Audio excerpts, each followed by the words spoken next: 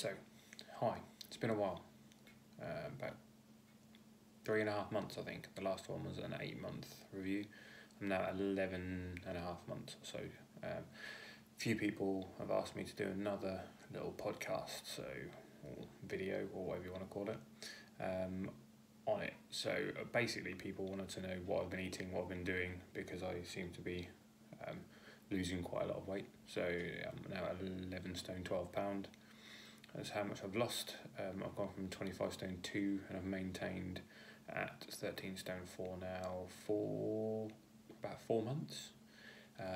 Difference is I've been exercising now, so I'm still going in whilst building muscle and staying about the same sort of weight, so I'm around 84 kilos. So to start with, I figured I'd probably just run through what I ate. So during the day, breakfast is porridge.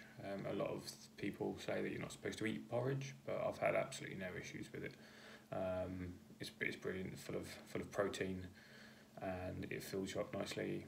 It's nice easy breakfast, isn't it? So that's I'll go with that.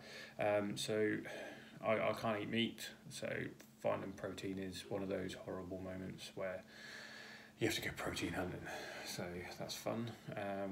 So I tend to stick to a more plant-based with a few eggs and things like that now. So eggs is a breakfast thing for me. So I tend to omelettes or scrambled. Or there's a cool little thing that you can do with a banana where you mash it with an egg, mix it all up, and then fry it like an omelette. So yeah, I do that. It's quite tasty. So just mash your banana up, beat an egg into it, fry it up like an omelette. Really good. So that's pretty much what I do for breakfast. So just try and stay away from breads, try and stay away from cereals. For some unknown reason, cereal tends to upset my stomach. So I don't know whether it's the amount of milk with it or food and drink at the same time sort of scenario causing dumping, but it's not pleasant. So I just stay away from it. For snacks, I go with nuts. So there's a lot of peanuts, cashews, edamame beans, stuff like that. There's a lot of pre-mixed ones. Asda do a brilliant mix called their protein mix. It's about £2, I think it is, for 200 grams of it, which is easily three snacks there straight away. So, or 100-gram snacks is what I tend to go with, because I eat quite a lot. I eat 6 times a day. It's great. So sunflower seeds are great. Dried peas, anything like that you can just snack on. That's not fatty, not full of nasties. That's what I tend to do. So with lunch and dinner, as I said, no meat. I can't tolerate it. So I go with meat substitutes. So I tend to go with mostly vegetables. Lots of vegetables: broccolis, pulses, lentils, peas, stuff like that is full of proteins. Good for you. Anything green, essentially. I do eat other vegetables, obviously, but anything green is what I tend to stick to. Meat substitutes are great. So there's some cheap ones out there which are dire. From Farm Foods, don't even bother. The mince is fine. The cheap chicken substitute is absolutely dire. It's just a chewy, rubbery ball. It's horrible. So I had 2 kilos of that went to waste. I tried cooking it in every way, shape or form. Doesn't happen. Not good. So other ones are soy-based substitutes, so i.e. your normal meatless stuff that you can get from Tesco's, Asda, the cheap stuff. And the other stuff is a cool product called Seitan that I found. It's spelled Seitan, Seitan. It's brilliant. Some of the stuff that they do fakin, which is like a fake bacon type thing, tastes great. They do like a tandoori chicken one, tastes great. They're awesome. So if you can find Seitan anywhere, it's a good meat substitute. And also it's 30 to 40 grams of protein. 30 or 40 grams of protein per 100. It's crazy high. I mean, all of these substitutes tend to be 30% protein or more. So it's exactly what you need. So tonight I've got a meat substitute mince with pulses, lentils, and some chili sauce. What I did was made a vegetable soup with green vegetables and mixed chili powder into it with some tomatoes to make a chili. So Vegetables on top of vegetables on top of vegetables. It's great. Good filling, good protein. It's everything you need, really. So basically, there's another company, I can't remember what they're called. I'll put it in the notes on my video if I find it. But they do pulled oats, so they're basically like a pulled pork type thing out of oats, and it tastes really meaty. It's got the same sort of consistency as a beef mince, and it's really tasty. It's quite expensive though, at £10 a kilo, but once again 40 grams of protein per 100 grams, so it's you've got 400 grams of protein. I mean, at £10 you get you show me a protein shake that can give you 400 grams of protein for £10. It's not going to happen. So essentially my food is low carbs, low fat, low sugar, high protein, 6 times a day, 250 grams a meal, 100 grams to 150 grams per snack. So I'll have 3 or 4 good meals with 2 or 3 good snacks. So I tend to do that now. I started running this week, so moving on to exercise. Literally 3 days ago was the first time I ever ran since high school, and I managed to do 1.1 miles, and I very nearly fell over and passed out. I'm not a good runner. So then I thought, no, I've had the determination to go out to the brilliant Lithuania and go out and see there and have all this done. I'm not going to fall flat on my face because I can't run. So I went out last night, second run, thought I'm going to keep going until I can, and then when I feel tired I'm going to get headstrong and I'm going to push further, I'm going to push through it, and I did that, and I completed 5k. So yep, went from 1.7 kilometres to 5k in 3 days. Managed to do it. Don't get me wrong, it wasn't quick. It was 39 minutes 55 seconds, which is quite direly slow for a 5k. My first ever 5k time is recorded, and I can improve on that. So I'm going to be doing that every 3 days. I'm going to run, so leave 2 days between runs so my body gets time to heal, and then I'm going to do that. So it's all good. The time will reduce. I will get better at it. Also been planking. Don't plank on your hands, hurts your wrists. Plank on your elbows, flat on the floor. Hold it, core strength. So what it's all about. Compound exercise, does most of your core, does your arms, does your shoulders, does your back, does your glutes, does your legs. Perfect. Hold it for a minute. I do that 3 times.